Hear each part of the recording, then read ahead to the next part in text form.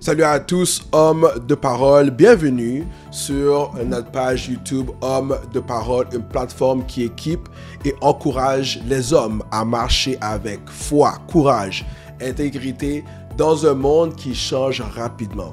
Ici, on croit que Dieu appelle chaque homme à vivre intentionnellement, à être fort dans l'adversité et à grandir comme disciple et leader dans notre société aujourd'hui. Mon nom c'est Pasteur Kirby Steven, j'espère que vous allez bien. Et si c'est votre première fois à regarder cette vidéo, s'il vous plaît, donnez un like, joignez-vous à la vidéo, abonnez-vous et cliquez le petit bell de notification pour que vous ne manquez pas les vidéos qui viennent dans Hommes de parole. Comme vous voyez, aujourd'hui, je suis dans un nouvel endroit. Il y a eu beaucoup de changements depuis la dernière vidéo que vous avez vue. Je suis devenu maintenant pasteur principal d'une nouvelle église à Sunridge et j'ai toute une transition qui s'est passée. Donc, je suis content d'être là avec vous aujourd'hui. C'est pas le background que vous voyez habituellement. Le studio s'en vient éventuellement, mais nous continuons le travail. À la fin, nous voulons s'assurer que nous, en tant qu'hommes, nous continuons à s'encourager les uns envers les autres, à étudier les uns envers les autres, à prier les uns pour les autres et à continuer le combat que nous faisons ensemble pour être des hommes de parole. Alors, sans trop tarder, rentrons dans le sujet d'aujourd'hui. Aujourd'hui, nous allons parler sur un thème qui est très important. Et la question que j'ai pour vous ce matin, c'est: êtes-vous prêt? Êtes-vous prêt? Et j'aimerais fonder notre conversation aujourd'hui sur ce verset qui se trouve dans le livre de Matthieu, chapitre 24, versets 43 à 44, qui dit ceci. « Sachez-le bien, si le maître de la maison savait à quelle veille de la nuit le voleur doit venir, il veillerait et ne laisserait pas percer sa maison. C'est pourquoi vous aussi tenez-vous prêts, car le Fils de l'homme viendra à l'heure où vous n'y penserez pas. » Aujourd'hui, nous vivons dans un temps aujourd'hui où le christianisme, ceux qui s'abonnent à la foi de Jésus à travers le monde, passe par une grande persécution. Nous le savons bien, si vous regardez les statistiques aujourd'hui, les chrétiens sont le groupe religieux les plus persécutés à travers le monde et ça ne va sans dire. Nous voyons à travers le monde, en Afrique, spécialement en Nigeria, au Congo, qu'est-ce qui se passe en ce moment? C'est que des milliers de chrétiens, des gens, des hommes et de femmes de foi se font persécuter pour leurs croyances. Donc, la persécution augmente, la souffrance augmente, mais nous savons que la parole nous dit que la grâce aussi surabonde. Le climat culturel change au Canada aussi et au Québec et à travers le monde, comme je viens de le dire, et spécialement au Québec. Nous voyons en ce moment même de la politique. Qu'est-ce qui se passe au Québec, dans la province du Québec, où c'est que le gouvernement veut changer des choses qui sont très précises et qui impactent votre foi. Donc, frères, êtes-vous prêts? Êtes-vous prêts pour le temps dans lequel nous vivons aujourd'hui?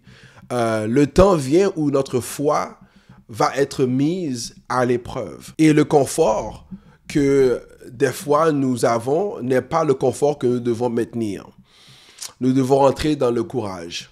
Nous devons rentrer dans notre foi et la rendre plus forte parce que qu'est-ce qui se passe aujourd'hui va tester notre foi, va tester votre foi. Et surtout en tant qu'homme, en tant que leader, nous avons vu dans la vidéo précédente, être un leader selon Dieu. Nous avons une position en tant qu'homme de parole, en tant qu'homme leader, de faire face à ces épreuves et continuer à avancer et avoir une foi qui est forte. Donc, j'aimerais vous poser quelques questions aujourd'hui que j'espère va vous engager à augmenter votre foi, mais non seulement l'augmenter, la raffermir pour que vous puissiez faire face à qu'est-ce qui s'en vient au Québec, au Canada et à travers le monde entier. Et je veux vous assurer et vous encourager aussi que malgré que la persécution augmente, malgré que la persécution grandisse, c'est aussi un précurseur à un réveil aussi. Parce que si nous voyons qu'est-ce qui se passe dans la Bible, lorsque la persécution augmente dans la Bible, c'est aussi une opportunité pour l'expansion.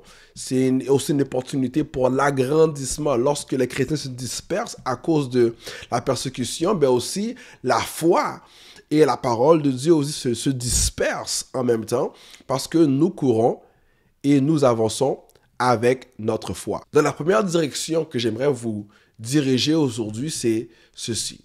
Nous devons être prêts à nous tenir fermes dans la foi que nous avons. Être prêts à nous tenir fermes dans la foi que nous avons. La Bible nous dit dans 1 Corinthiens 16, verset 13, « Veillez, demeurez fermes dans la foi, soyez des hommes, fortifiez-vous. » Donc, nous avons une responsabilité lorsqu'il s'agit de notre fermeté de notre foi. Raffermer notre foi est notre responsabilité. Vous devez demeurer ferme dans la foi. Nous devons être des hommes. Nous devons nous fortifier. Donc, la question pour vous, pour cette partie-là, c'est êtes-vous enraciné dans la foi? Ou êtes-vous facilement influencé par les circonstances de notre vie, de notre culture? Est-ce que nous sommes influencés par la pression de ce monde ou nous sommes enracinés malgré la persécution, malgré la pression, malgré les influences de ce monde? Quelles sont les habitudes que nous pratiquons chaque jour pour fortifier notre marche avec Jésus-Christ? Et on a parlé dans la vidéo précédente, être intentionnel. Qu'est-ce que nous faisons de manière intentionnelle qui nous encourage à fortifier notre marche, à fortifier notre foi en Jésus-Christ? Si demain on vous demanderait de renier votre foi, quelle sera votre réaction? Quelle sera notre réaction en tant qu'homme que nous disons être hommes de parole? C'est très important que nous posons cette question et nous discutons. C'est sûr qu'il y aura parmi vous qui va vous dire, mais Pasteur Kirby, ça ne va sans dire que nous allons pas renier notre foi, que nous allons réagir de manière ferme et audacieux et avec autorité. Facile à dire, jusqu'à ce que la persécution s'en vienne. Jusqu'à ce que justement nous avons l'opportunité de combattre. Est-ce que réellement nous allons combattre? Okay? Donc, première chose, nous devons être prêts à se tenir ferme dans la foi que nous avons. Deuxième chose, nous devons être prêts à donner une raison de notre adoration et de connaître cette raison-là et d'être ferme dans cette raison.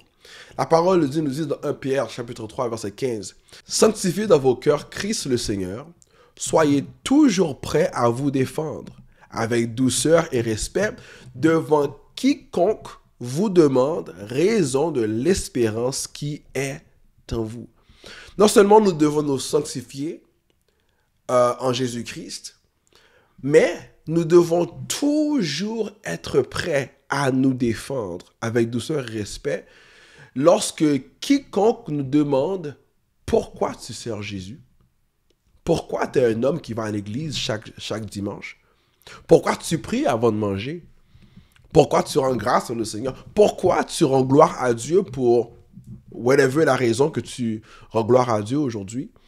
La Bible nous demande, nous urge de toujours avoir une défense pour la raison pour laquelle nous servons Jésus-Christ. La raison pour laquelle tu vas à l'église, la raison pour laquelle tu regardes cette vidéo, la raison pour laquelle tu agis dans ta foi. Donc, ma question pour vous aujourd'hui, c'est est-ce que tu connais la raison pour laquelle tu sers Christ? Est-ce que tu es ferme dans ton témoignage?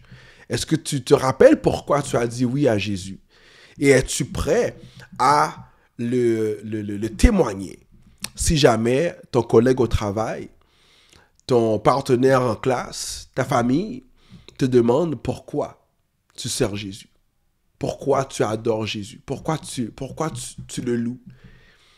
Êtes-vous ferme dans votre témoignage? Est-ce que tu es prêt demain, si on te demande une raison de ton adoration, à te défendre? Es-tu capable de partager clairement avec un autre homme pourquoi Christ est ton espérance? C'est des belles questions à nous poser et à nous amener à une compréhension de la raison pour laquelle nous adorons Dieu. Donc, êtes-tu prêt? Êtes-vous prêt à donner une raison de votre adoration?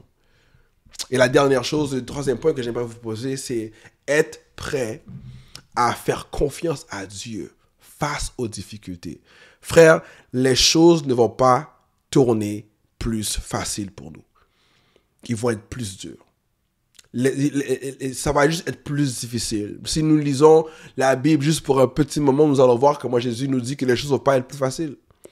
Les choses vont devenir plus difficiles chaque jour pour ceux qui suivent Jésus. Mais la parole nous encourage aussi qu'il y a une fin à toutes choses.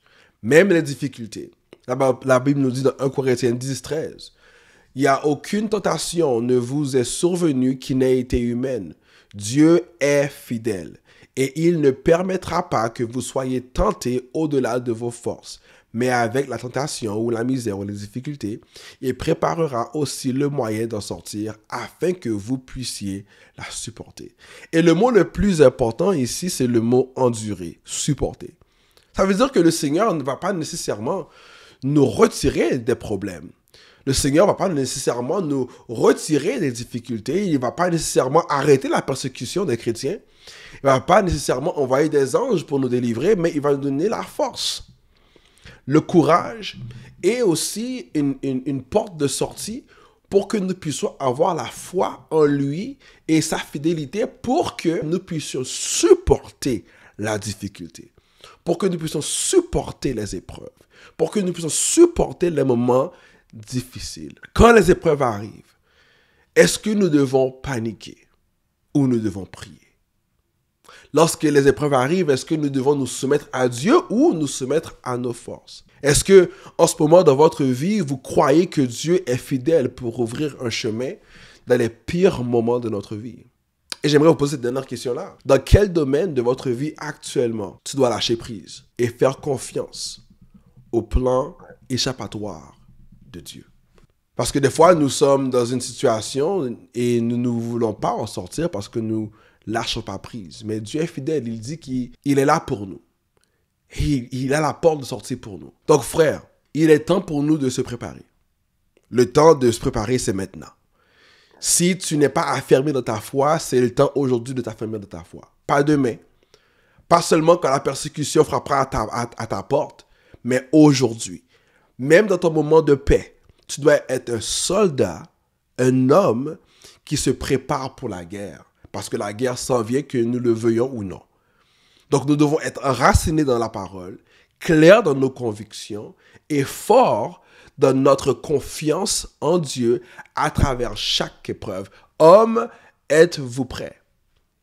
Êtes-vous prêts? Ça, c'est la question d'aujourd'hui. J'espère que vous avez aimé cette vidéo. Si vous avez plus de questions, commentez en bas. J'aimerais interagir avec vous, être engagé aussi avec vous dans les commentaires en dessous. N'oubliez pas de like et de partager ça avec d'autres hommes et de vous abonner à cette vidéo. On se voit à la prochaine.